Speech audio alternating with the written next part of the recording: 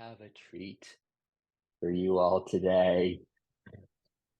I have this friend and colleague named Dr. Laura Patryas, and we get to be with her today. World, friends, Dr. Laura. Hello, Sid. Thank you so much for this. It's lovely to see you. Every time I see you, I automatically get this sense of beingness and unconditional love. And we seem to have this unique bond. So thank you. Dr. Laura and I met on an IFS conference a while ago, and it's like she's become my sister in this love. Let me tell you, may I tell everybody a little about Dr. Laura? I mean, I don't know what you're going to say, but maybe you know more about me. Let's see. And so there's this website, drlaurapatryas.org, and in it has this about section where we get to hear a little bit about your story. So let me tell you about Dr. Laura. She has a diverse background as a mother, a lecturer, an optometrist, a sound healer, group voice therapy practitioner, internal family systems facilitator, and psycho-spiritual counselor at a monastery. We're just beginning. There's more. She's a keen musician, a writer, an artist, a lover of life. She has facilitated numerous women's circles, sacred sound circles, IFS workshops, and ecstatic dances. He is presented at international conferences in the field of psychophysics and IFS, and given podcast interviews on the topics of awakening, Advaita Vedanta, embodiment through dance, and A Course in Miracles. Dr. Laura's teaching centers on the transformation power of being with a fearless clarity, tender mercy towards humanness, and a poetic humorous style, drawing from Advaita, Sufism, Christian mysticism, and A Course in Miracles. And even more good news that she's working on her first book, Awaken to Love, a non-dual approach to psychotherapy.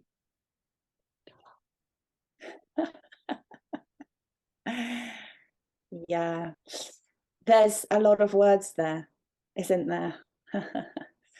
And all I really, if I could express what I am, is I'd just sit in silence the entire time. It sort of feels like a little bit of an oddity to write so many words to express this. So it's quite there's a lot of stuff there. Thank you. How did it feel for you reading through it? Oh, it was lovely. Like you said, there's such a richness in those words, in those expressions of this. A poet, a musician, a teacher, a mother, all these expressions of life, of love. And then so there was supposed to be the enjoyment of the expressions and the enjoyment of here you are now, but there's been a lifetime of this love of this and this diving into Advaita, A Course in Miracles, and this the Kashmir Tantric and the inner and outer experience. It's just such, there's been, and I know you with your love of reading these sacred texts. And so like who we're meeting now it's like we could go, I think you say there are a lot of words. I think there could be a whole lot more words. And yet language can only point, can't it? It can only point to that which is. And yeah, I think the one that I identify with the most in this moment is love, simply love. The way love that expresses itself in this manifestation is through art and through music and through the love of sharing the joy of, I think, curiosity of life. So I think it's love. Four-letter word. Oh.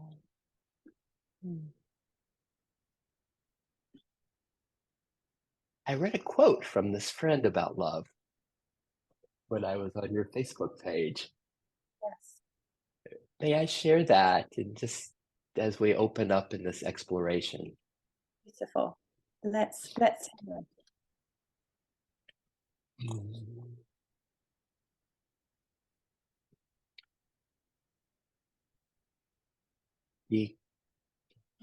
it. These are words of yours. The experience of unconditional love is a recognition that all of creation is a manifestation of the same infinite consciousness. We begin to see that everything and everyone is an expression of the same divine essence.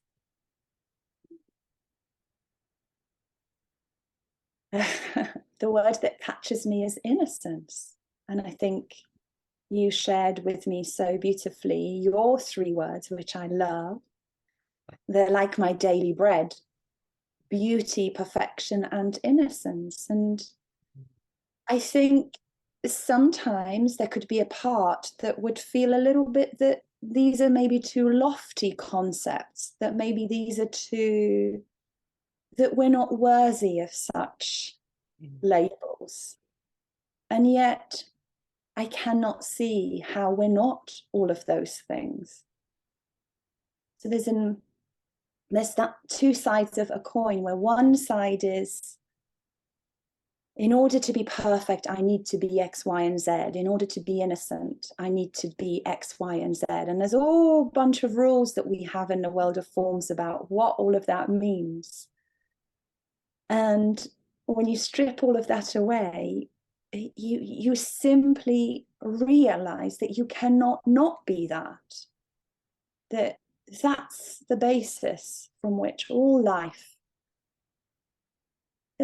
So I love that word innocence. I've always loved it. I've always been drawn to it. And when I was a child, so I was brought up in a Catholic country. And so innocence and sin were quite big concepts. And when you'd go to church, you'd have to bash yourself on the chest 3 times and tell yourself that it's all your fault. It's all your fault. It's very big fault. And so I had that notion of innocence through the lens of guilt and sin, and that kind of striving for purity. And the way I look at innocence now is that it's the only way one can ever truly be. And there's no striving that this beautiful Mary Oliver poem comes to my mind, the Wild Geese. You do not have to be good. You do not have to walk on your knees for 1,000 miles repenting. You just have to let the soft body, let it do what it loves, and innocence is there, beauty's there. What's it like, Laura? Because again, it's been a journey to see this, to know this in our life. And now that when you step out into the world and you interact with people and things in the sky, and you see this innocence, and tell me what's that like, the seeing from this perspective? Yeah, thank you for that question. It's just fresh every time. I sort of feel like a child. I feel like everything's just always new, and when I perceive things, I somehow have lost the ability to perceive things through filters and layers of labels and rights and wrongs and shoulds and shouldn'ts.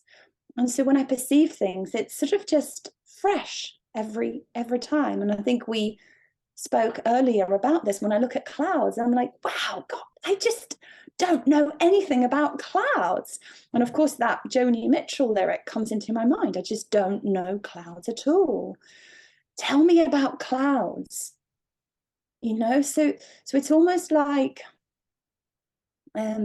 really being in the permanent here and now. And of course, that's the only here Yes. there is.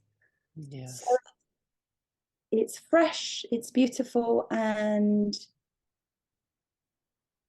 I just feel like a child. So actually, when I heard you read out the serious aspects of what I appear to do as this adult self, I just kind of want to smirk like a sweet, innocent little child and go, really, really, you're just the lover of life. Let's Yes. do away with all these words and concepts. So it's Yes. freshness. It has that quality of freshness and newness. Mm. Mm. What I love is that, Mm. so what I love, What do you love, Sid? what I love is that, oh, this gift of what has blossomed and opened in you through it's just following this love through a lifetime, and as it Mm. has blossomed this way, that it gets to be it can be a gift to our friends, because so many of us still suffer in kind of an innocent confusion. And I love confusion. That's beautiful. and I spent a lot of time, my earlier phases of my life, with Byron Katie, and it it really, so much of being around her for me and others, it wasn't necessarily what she was saying, it was what she was seeing. That Mm. she really was, that she was seeing this innocence, beauty, and perfection, and it just became such a celebration of that, and in that, it opened space and possibilities for kind of getting out of the innocent confusion of the suffering and of the identification with the identification in ways that weren't true. And I guess I'm excited about that. It feels like this is a cusp for my friend Laura, as she is introducing coming out, introducing herself, and that something I'm excited about that. I'm excited about that. I don't tell. How does that strike you? Or is it more like, yep, it's it. It's just there's just innocence, there's just being here, and those are just a bunch of thoughts. Like, what occurs for you? Yeah, just this notion of coming out is quite a strange clash for me because so as an optometrist, as a lecturer, people see me as someone who's quite level-headed and quite normal. And so when then I show people this sort of non-dual, loving, unconditionally loving self, there's almost like a fear. There's like a responsive fear, like, oh, we don't know how to handle this. And one of the loveliest things about this sort of coming out, is that people have always known that there was sort of like an aspect to Laura that was always a little bit outside of the box, outside of the norms. So I guess it's not that much of a shock. And yet, when I published my website and when I added some details onto LinkedIn, I noticed my colleagues having a little chat about, have you heard what Laura's doing now? Oh, yes. And so it's, but what's so lovely is that when it comes from a sense of presence and authenticity and love, people kind of just accept it. It's like, so this is what Laura's doing now, and I show up at work with that love. I continue to do the teaching. I continue to be of service in these various pockets and aspects of my life, and people see, actually, it's not that scary. Oh.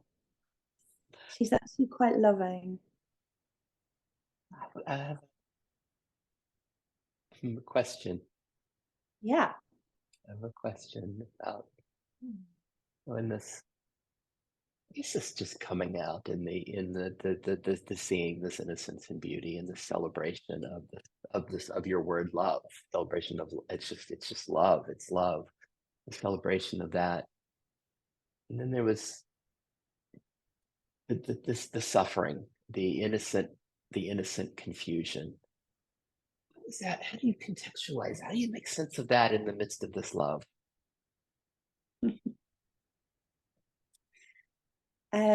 We just dive deeper in. We just dive deeper and deeper in. You can't, when I love this phrase, when the innocent confusion surfaces, it's a sort of a welcoming. It's, oh, welcome. And then I just have this feeling of embodying, like, can I get closer to this? Let me snuggle up to this. Let me really nuzzle my nose in and really feel its innocence. Because when you come at the other side of it, it's fresh, it's new. So for me, it before coming to this way of thinking, there would be an aspect of me that would resist and would go, push it away. No, I'm not having this. All I want is happiness. This kind of the kind of tantric aspect of it, but without having gone in and through and out the other side. So there was only just this bliss, and no, these dark feelings are nothing to do with me. And now, if anything surfaces, it's just, there appears to not to be one here that judges it as, negative, positive, worthy or unworthy. It's just, oh, let me dive in deeper. And so it feels like a deepening and a welcoming of all that is. And it's, every time I go through this process, all I find is love. So it feels like I'm snuggling up to God. Like an innocent child. And, from A Course in Miracles, we can ask, let me see this in a different way. And that's what a miracle is. It's just a shift in the way you perceive the apparent outer world. Can I see this in a different way? And so you invite your loving being, and that could be self energy from that IFS point of view, or you invite Buddha, you invite Jesus, and he says, right, come and let's sit in the cinema and let's watch this. Would you be willing just to sit with me and watch this apparent movie that is playing? And every time we do that, all you see is love. there is less and less ability to velcro yourself to the part of you that might perceive any negative. Yeah. It's just, I'm just in a permanent, I'm just sat in the cinema watching, you know. What a beautiful celebration of this love. You find another, hang on. May I go back to another quote from my friend? Serious. I don't even know what I said. Let's just see. Where shall we go?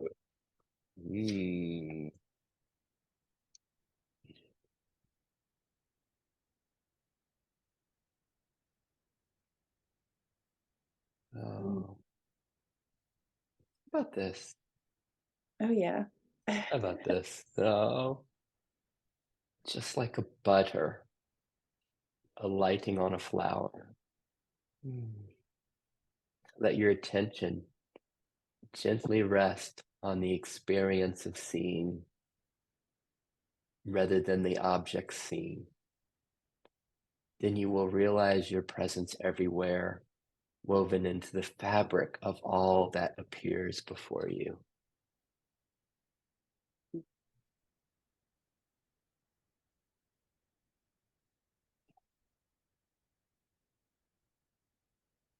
I almost get a little bit tearful when I listened to that.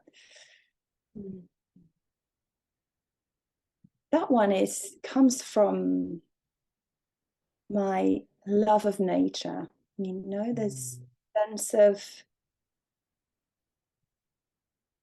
nature as a great teacher, nature as a great healer, and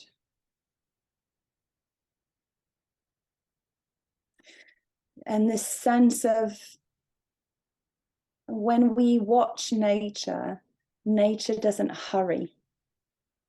You know? And yet, you know, we don't see Mr. Magpie getting up in the morning, putting its suitcase on, having a briefcase ready and walking out the door. There's just such an innate trust in nature. And when we allow ourselves to really rest in that loving presence, you cannot help but to see yourself reflected back in the butterfly, in the mountains, in the trees, in the river. And there's a sense of blending and merging into the everything else. And as I say that, I have a very vivid memory of when I noticed that seeking a sense of relaxation and contentment through going into nature was still a subtle form of seeking in me. You know, I was still somehow placing some value judgments about where can Laura feel at one and that sense of presence, and nature seems to have been that space for me. But I have a memory probably a year and a half ago now.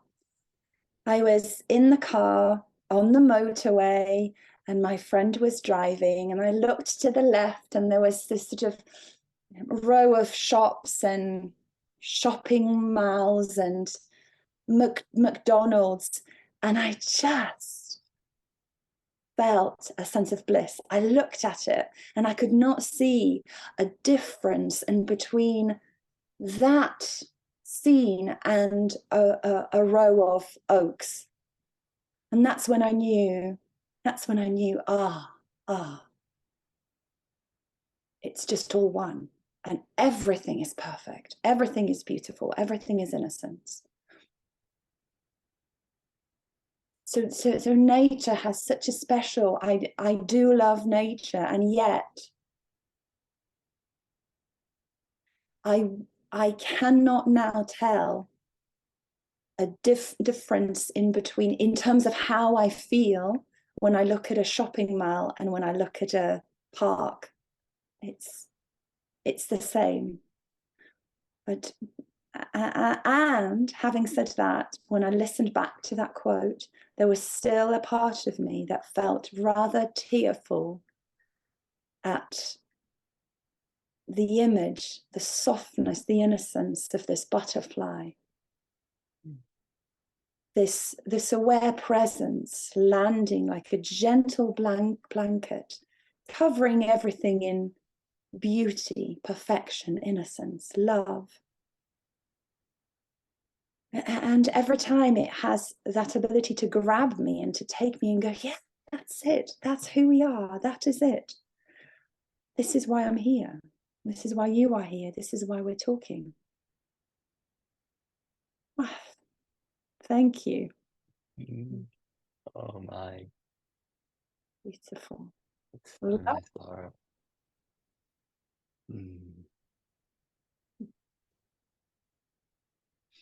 There's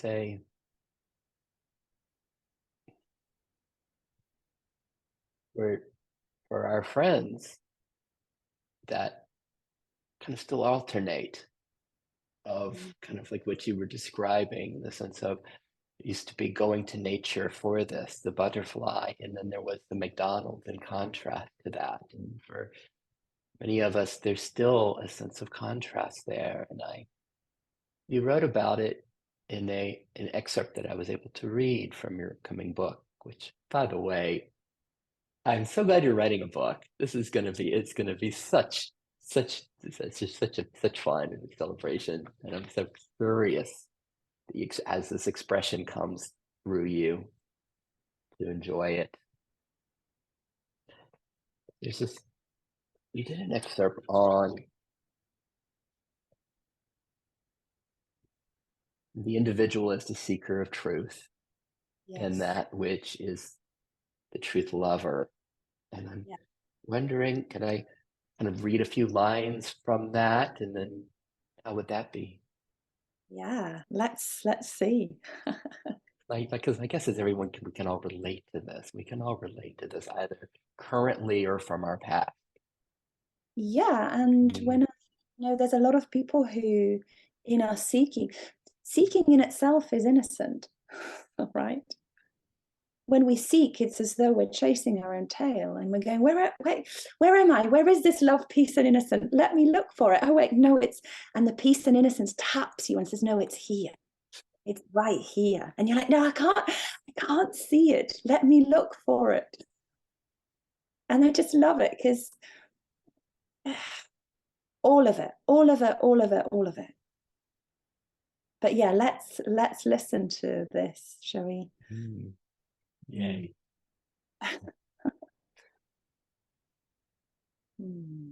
On our journey, we tread upon two intertwining paths. The path of the individual, a seeker of truth, dedicated to practice and exploration. And the path of the truth lover, one who effortlessly resides in the embrace of truth. The essence of the truth lover beckons us, drawing us closer to its radiant core, like a lotus blooming in serene waters. We surrender to the state of being, where the very notion of doing dissipates. The truth lover becomes our anchor, grounding us in the tranquility of pure awareness. We become attuned to the silent whispers of the eternal. Yet, these paths are not separate, but rather harmonious facets of our journey. We may journey forth on the path of the individual once more, for it is through exploration and practice that we deepen our understanding and expand our horizons.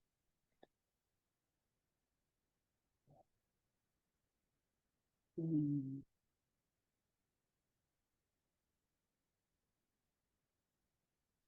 Mm.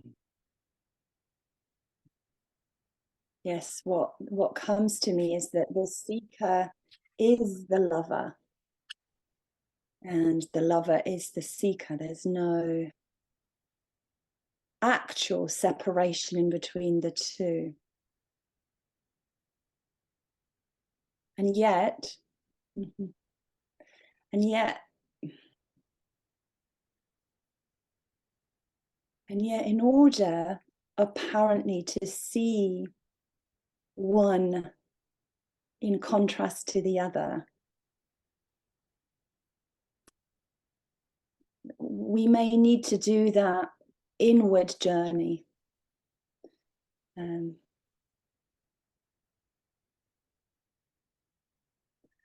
know, and you and I, Sid, have talked about you, but we take that netty approach, not this, not nature, not the great oaks,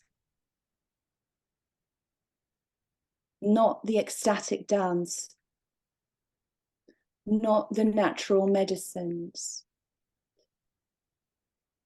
And it's so so strange that almost the natural path, in order to see that we actually are that, first we need to see that we're not that.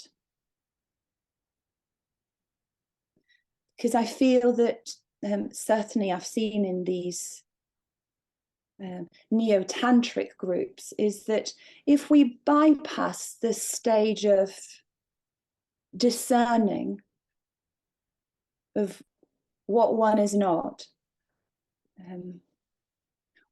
one can easily flip into, well, everything's just love. I don't need to look at anything within me. And for some that's beautiful, but sometimes that can be a way to bypass the pain that actually is there. So when we come out of this inner exploration of who and what the I is not, we then rejoin, step back into life, step back into feelings, step back into, we allow ourselves to once again engage in the world. And there's a subtle shift. For me, how that's shown up is that when I've stepped back into the world,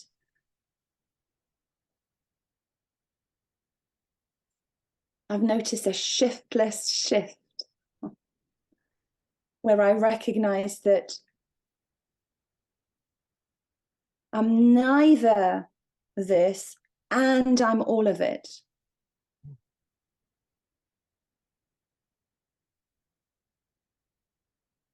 And the suffering as a consequence of that seems to fall away. So it's not that I avoid or I resist the apparent outer world. So long as I find myself in this physical body, I cannot help but to be in this world. But there appears to not to be such an attachment to the suffering aspect of being in the world. In it, yeah. So for me, the distance in between the truth seeker and the truth lover collapses into being.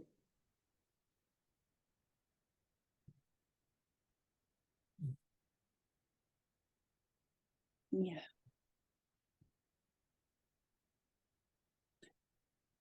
And then we have yeah. Mm. And what I love, you know, when you and I Sid look at this from through the lens of IFS, we can honor the journey that we've been on. Kat has joined us. We can honor the journey that we've been on. It's not as though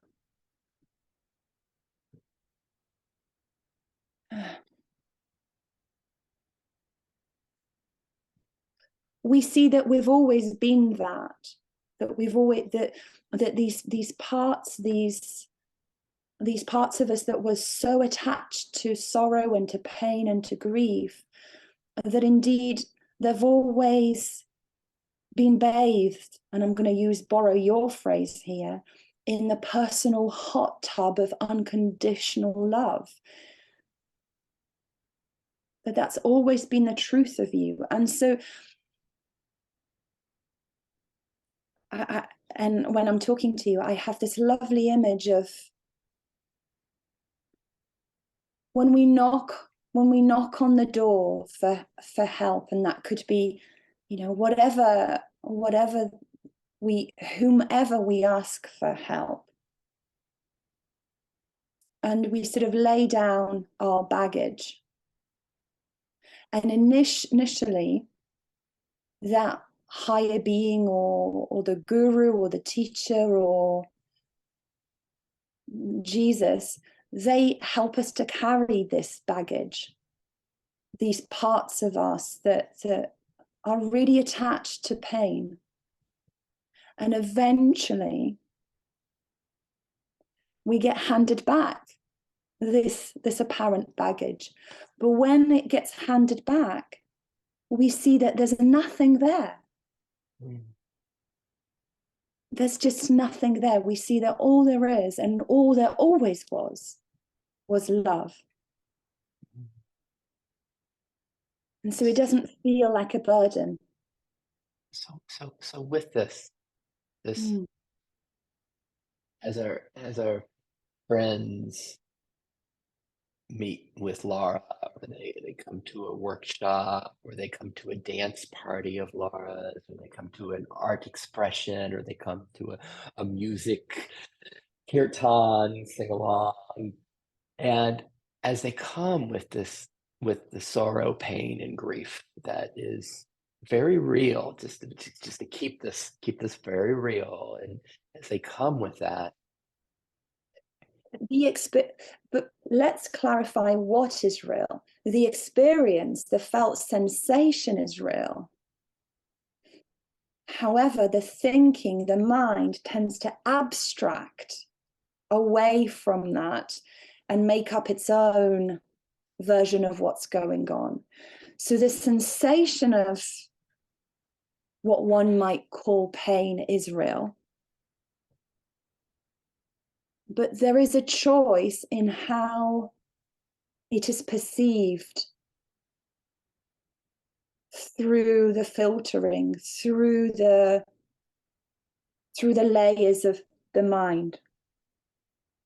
And in A Course in Miracles, we call that right-minded thinking versus wrong-minded thinking.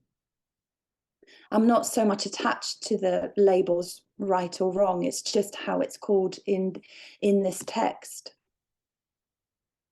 But so it's so important that we clarify what is real and the abstraction that goes on. How do you help those that are experiencing this sorrow, this pain, this grief? How do you help them in that discernment? There was a playful exploration we did earlier, the sense of the tapping on the shoulder. It's like, wait a minute, what you're looking for, it's here, it's in your intrinsic nature. What are kind of Laura's favorite ways of helping friends make that discernment? Just the simplest way of doing this is we can do, I really love Byron Katie's work of simply questioning, is this true? So we're just, and from an IFS point of view, we're really dialing into that curiosity piece. Let me be curious. Have I got the entire picture here?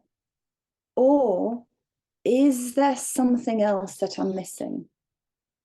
So we can navigate this down that Byron Katie way. We can do this self-inquiry on it. And so we become very discerning about who is the I that is feeling this. Let me get curious about the nature of this. So we can discern the thinking, we can discern the feeling. And every time, for me at least, and this is a bit of a practice, every time I question or have questioned, who is the I that is feeling this sadness, grief, loss, lack? Every time I've gone down that road, I end up at this spacious openness. And the more I navigate this, the less I'm able to. It's quicker every time. Yes. There's this, who is this I that's in this sorrow, this pain, this grief? And then there might be some who are hearing this. And it's like, that's a little esoteric. Yeah, I'm not sure if I can track that, or I haven't spent time with Byron Katie or this the non-dual inquiries of the who am I. It's still a little kind of, I don't really know that. How do we kind of downshift one to make it even more accessible for some of those folks? Where do you go with that? Great. We simply notice the part that is resisting to feeling whatever needs to be felt. So we ask, can I get curious about the part of me that is having such a difficult time with this? What is this showing me about me and about what my needs are? And more often than not, the needs that surface is simply one of love, wanting to be loved, wanting to be seen, wanting to be special to someone else. And so a lot of this is based on a feeling of scarcity and lack. And I wonder how it would be to find that sort of unending well of love within. And if we take that down the psychotherapy route, we might need to get in touch with the loving inner adult, or we may need to reparent aspects of ourselves, where we instill an attachment figure in the inner world that can help us through these difficult times.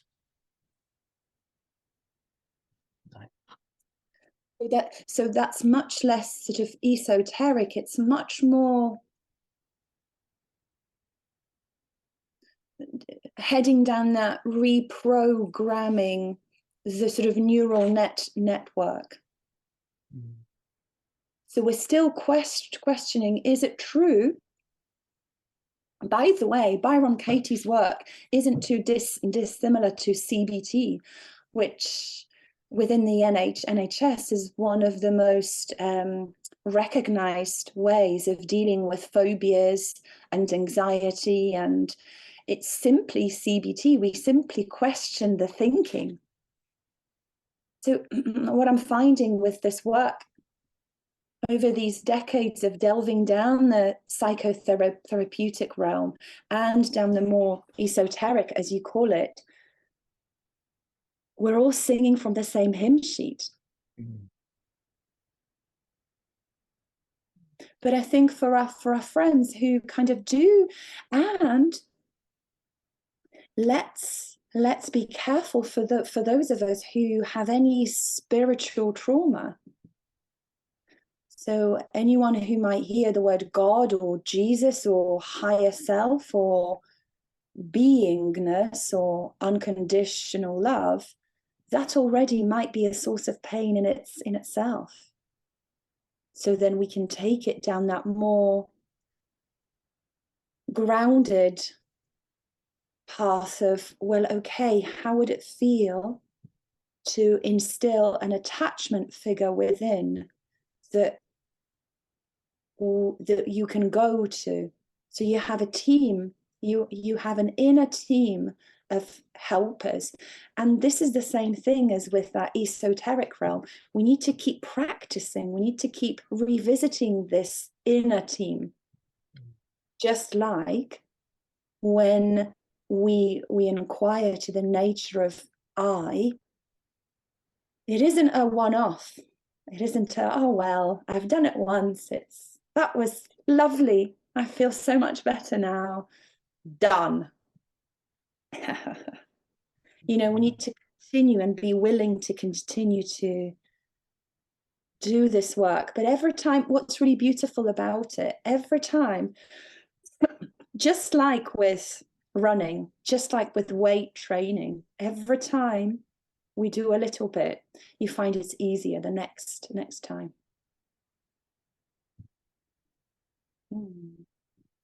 Oh my. There is a lot of, you know, we somehow get attached into the polarized thinking of somehow, well, that's science on the one side and that's spirituality on the other side, and this is psychotherapy and this is esoteric nonsensical realm. And actually, as I've been delving into this more and more and more, I cannot discern in between Course in Miracles or the Vedas, or just looking at it, and it's just it's all one. It's only the thinking that will label, that would attach, that would place some hierarchy over one God above the other. Well, the truth is that we're all God. How would that be to really sit in with that? Mm.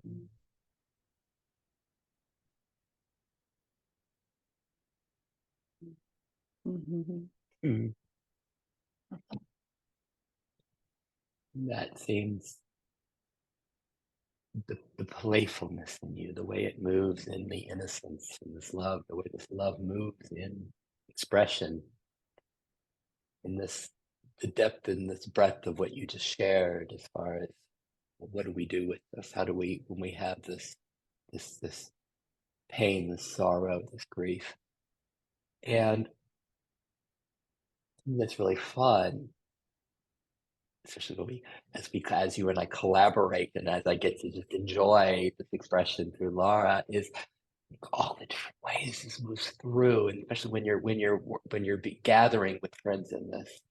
And I'm wondering what you're enjoying the most. I know that you get to you meet people in dance exploration. What's it like to dance through this, to let this move and open and awaken and to connect in that oneness through movement, through the somatic, and then there's the depth of inquiry, and then there's Laura grabs her guitar and it becomes music.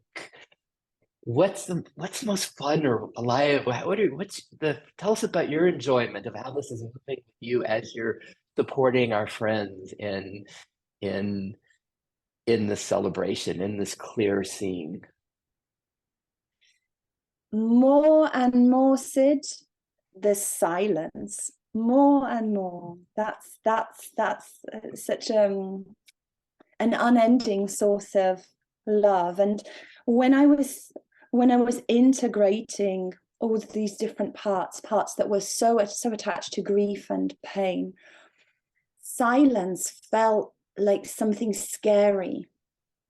and silence and meditation felt like boredom. So my inner world labeled it, this is boring, this is where I have to, this is where all my world, inner world comes up and rises, and I'd so much rather just go out and dance. Sure, great, beautiful. But actually, there is nothing more joyous than the silence. And actually, I don't mean silence by sitting in silence. I mean silence by always having the ability to tune into the silence. So it doesn't matter if you're raving and having a really lovely time with 500 other bodies. And that can be yummy in its own right. That's gorgeous.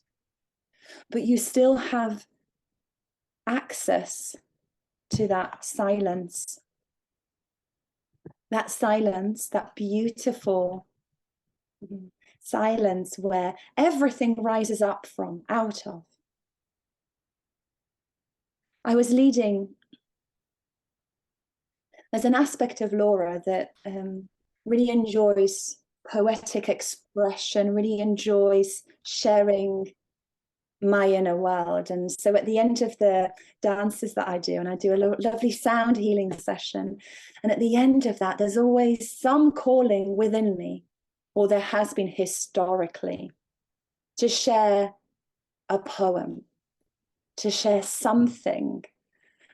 And a few months ago, I'd just finished a sound healing, and I sort of had my eyes shut, and I noticed the part that wanted to share some wisdom,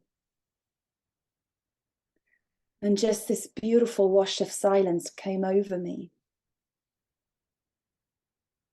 and all I could muster to say was, silence says it better. And I just heard this sighing in amongst all these beautiful bodies, like, as though even the words themselves were too much. It feels like, in this moment, what comes to me, there's like a, so laid back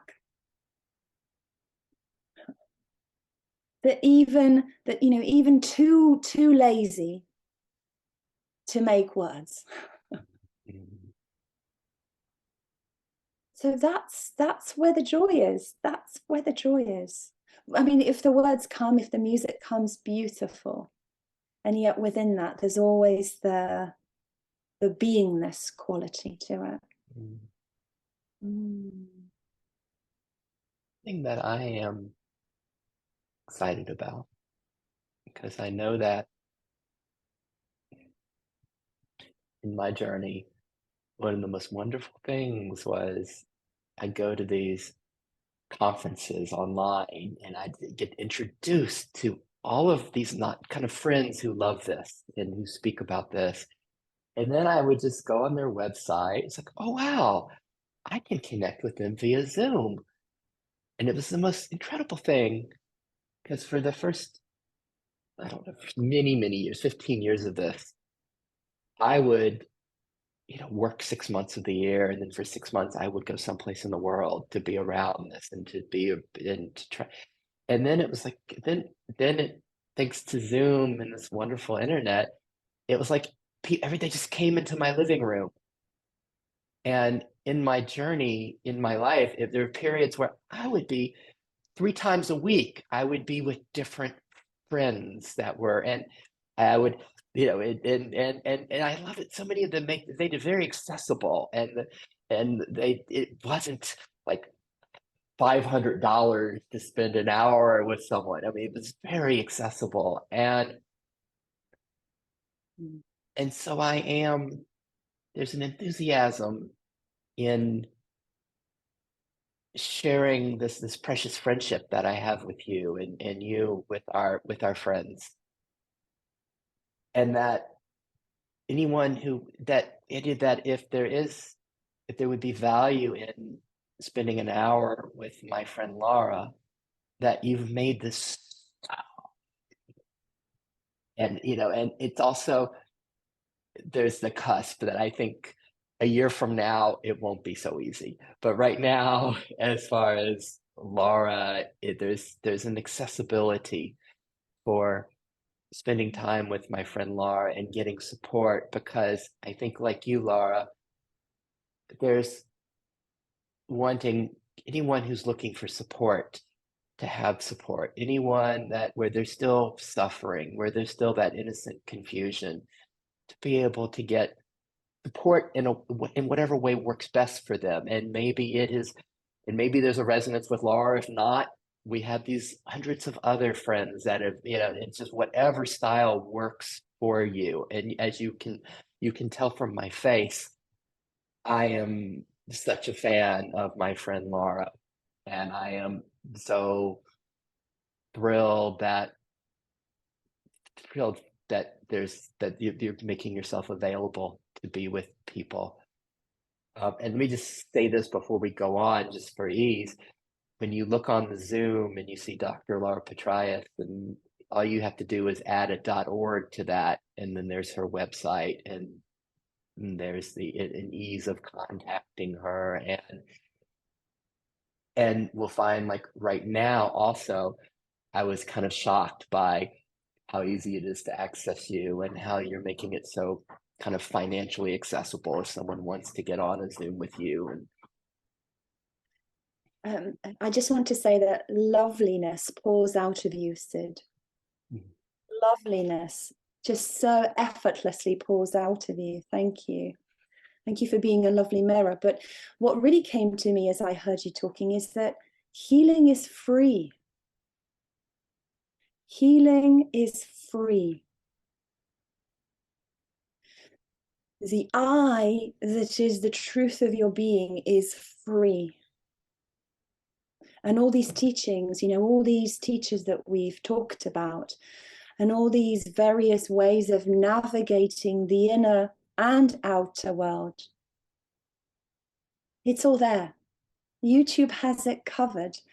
And isn't it beautiful that we can meet like this, Because currently, I don't see any separate from you. I don't feel separate from you. Yeah.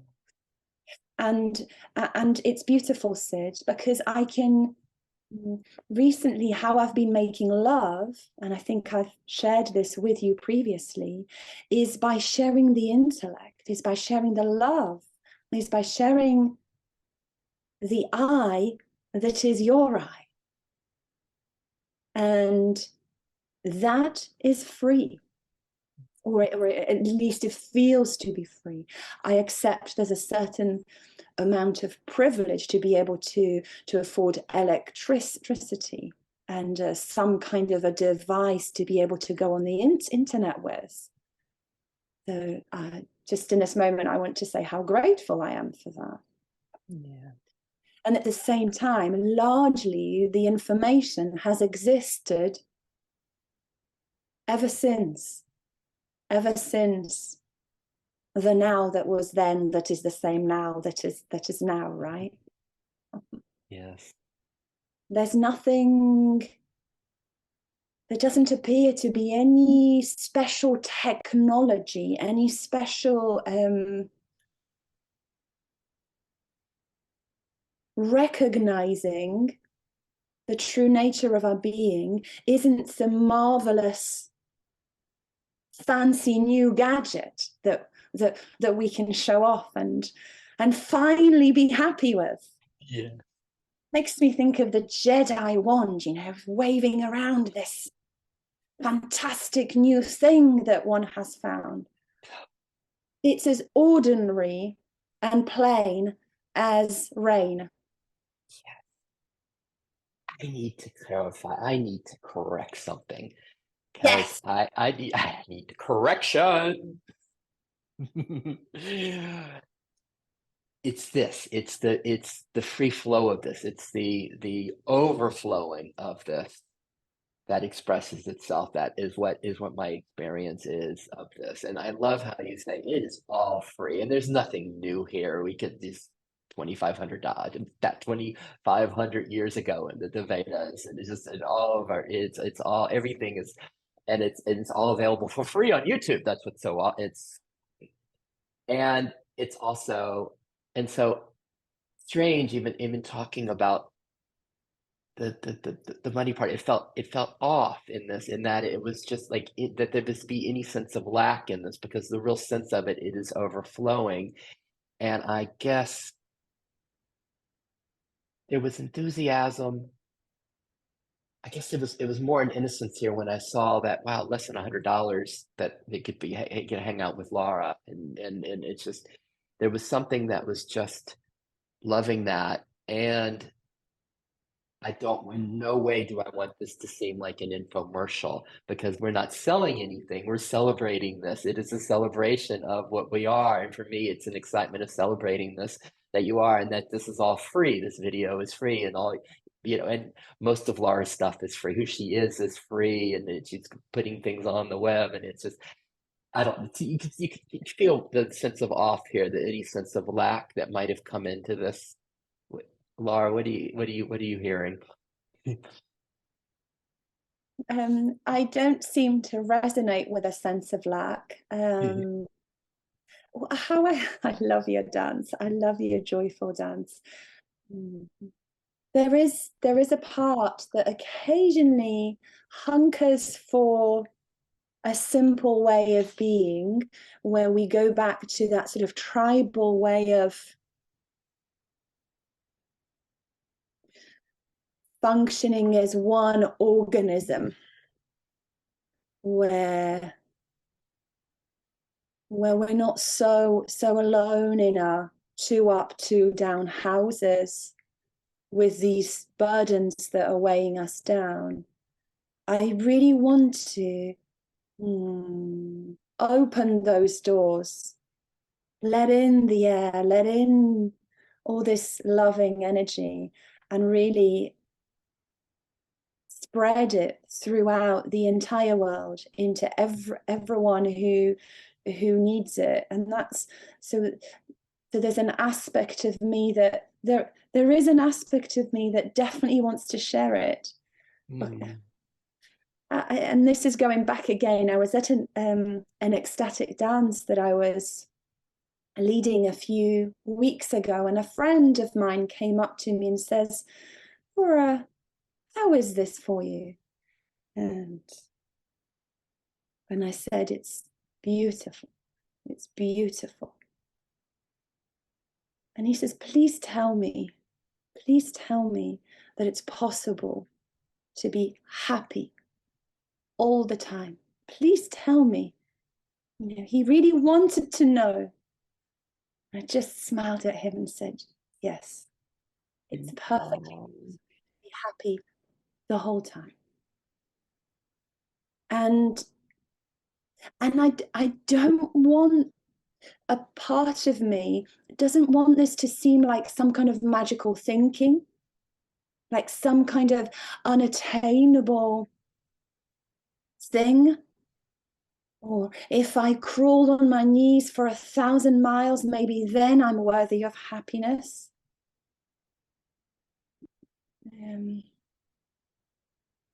It's here, it's now. And I just felt so joyful telling him that. It almost felt like spreading the good news. Yes, yes. It's possible to be happy the entire time. Does it mean that that I'm the richest person in the world? There's not one here that would care about that. But does it mean that I don't fall off my bike? No. But it's possible to reside in happiness, which is our true nature. And that is the good news. Yes. I think it's the good news that every hymn she is singing of. It's the good news that every sacred text is singing of. It's sort of hidden in plain sight, right? The truth is looking at you in the eye now, and the truth is looking at me in the eye now. Plain sight. You know, that going back to that chasing your own tail. Where is this happiness? And the happiness just keeps tapping you on the shoulder saying, I'm here. I'm always here.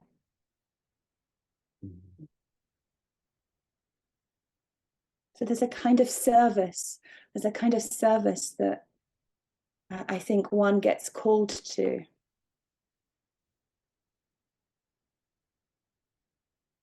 And this feels the only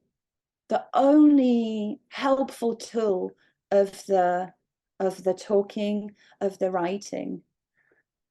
Otherwise, silence is just says it better.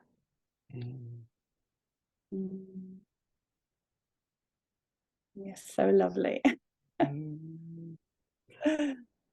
Oh. And as we check in now, check in with you. It's this opportunity of, it feels like it's just a nice opportunity that I get to introduce and Laura to my kind of friends online and get to see, it's just to share this overflowing of this. And is anything else come to you as far as what's here, what you would like to share?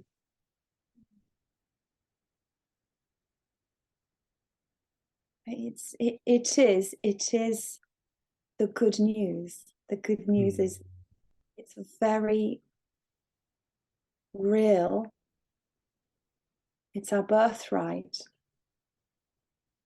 And it's already who we are.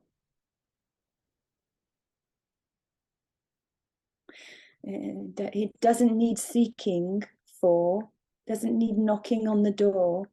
It knocks on our door. Love calls to itself. Love sees itself, right? And there's that lovely quote that comes to me that love, God is the love with which you love God. It's love recognizes itself.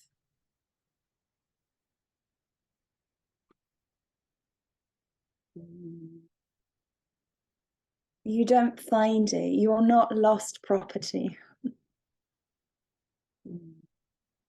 It calls you back. It calls you back. It's like an ancient, forgotten song. There's that lovely Welsh word that I really love, and it's called hiraeth. And the meaning of hiraeth is a sense of something that you know, something that sort of this vague recollection of something that you lost, that you held dear once, a home, a sense of belonging that you no longer have, but that you once had. And it's so subtle, faint, vague. And it's just that. It's your true self, the love that you are, calling to itself, inviting back in. There's nothing to find. There's simply hearing the truth of who you are. It's the ancient hymn, and we're all singing it. The birds are singing it. The trees are whispering it. Everything is calling us back home.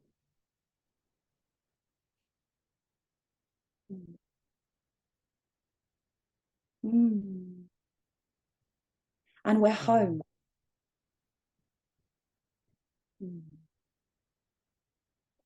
Oh my. I love you. Oh. Everything is calling us. back home. And we're home. And when I noticed that McDonald's was calling me back home,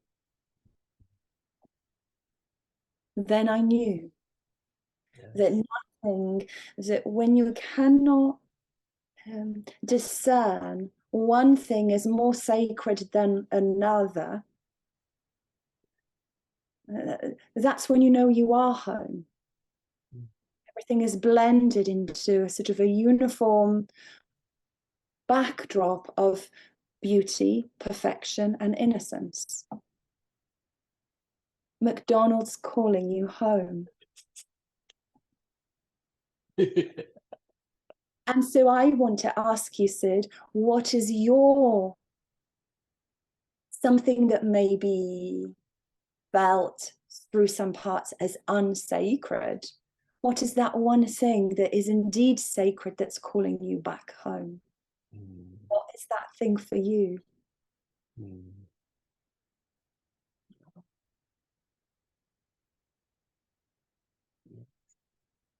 Because I think that's when we're willing to look at the thing that frightens us, the thing that makes us feel unworthy, the uncomfortable things, when we're willing to look at those as that which is calling us back home, and we follow that thread as Dick might from IFS, when we let that be a trailhead and we allow that to be a guiding force to lead us, to navigate our way back home, you find sweetness in everything. Everything has that sense of coming home.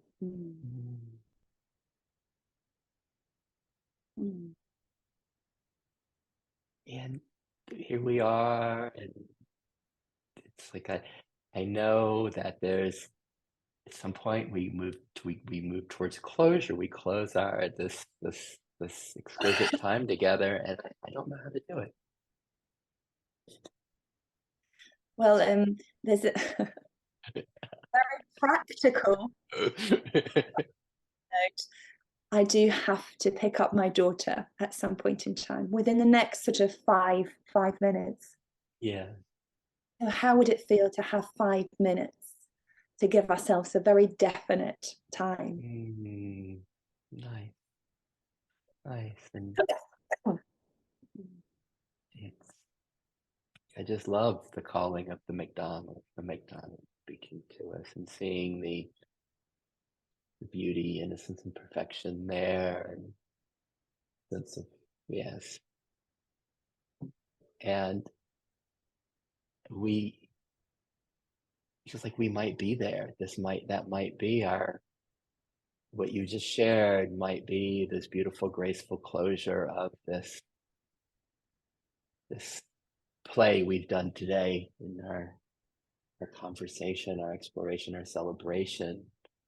But just to notice if there's anything else. I just loving getting to introduce you, and if there's anything else that's bubbling as we move towards closure together. No, all I feel that when I saw McDonald's splendid, shining like the sun, that was the moment I knew that I was home. That there was nothing here that was still seeking for an oak tree, butterfly. It shocked me.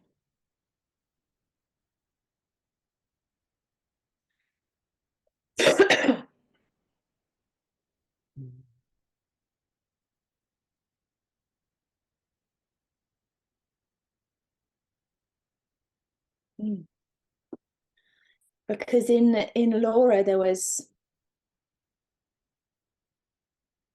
there was always a part that would judge something as worthy or unworthy, sacred or not sacred. And when I finally saw the light coming from McDonald's, I'm not getting paid for this, by the way. The light, the golden arches. But when I saw the light, I just glorious light, and just the perfection of that moment, I was home.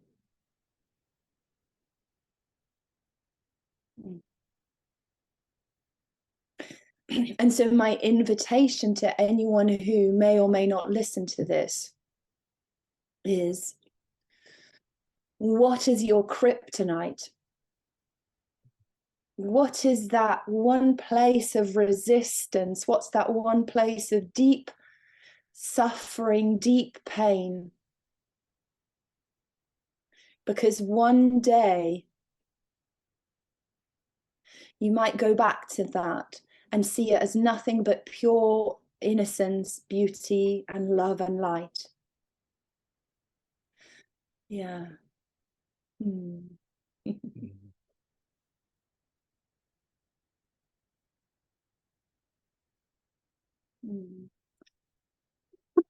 Which is something that Jung says, right?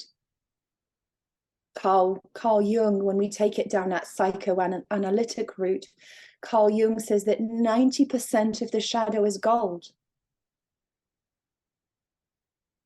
What we fear is where the love is.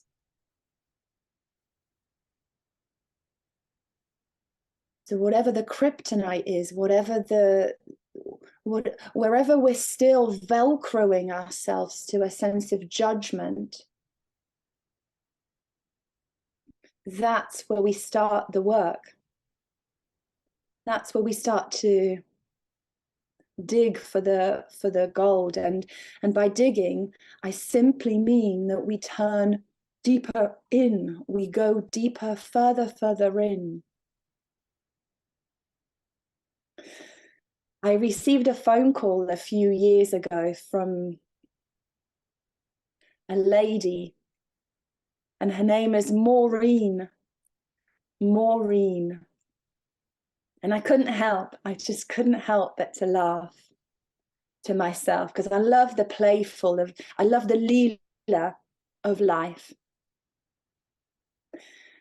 I said, when we ended the phone call, I said to this lady called Maureen, I said, thank you for showing me that I need to go more in.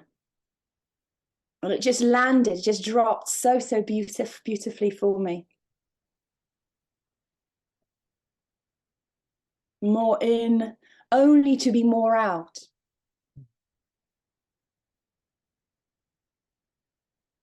And then the notion of in and out ceases to exist.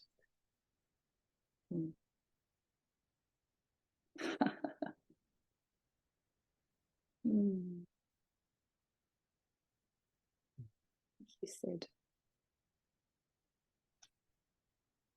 Laura. Thank you, Laura.